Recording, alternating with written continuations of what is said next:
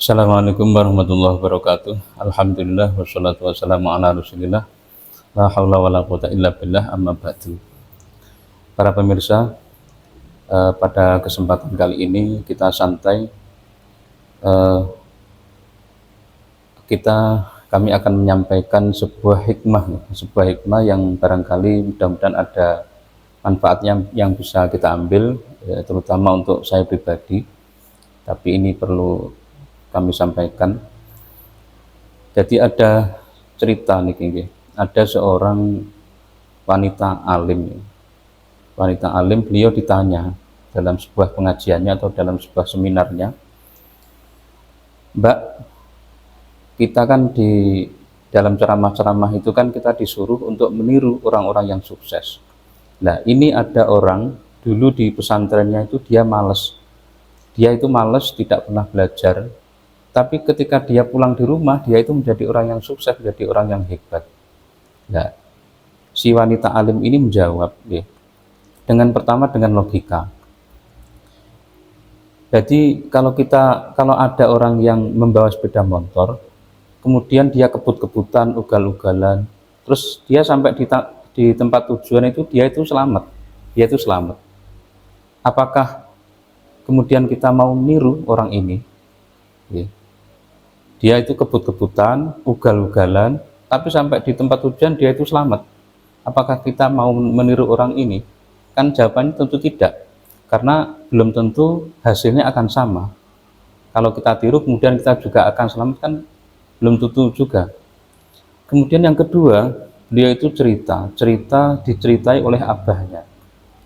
Abahnya itu cerita dulu di pondok pesantren, itu ada seorang yang kelak akan menjadi kiai hebat, betul hebat.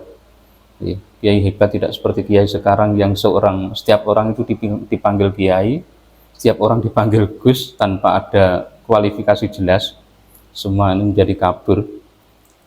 Dulu itu di pesantren itu kan kondang atau keren, disebut keren itu kalau kondang nakal. Dan ini ada santri, dan dulu nakal itu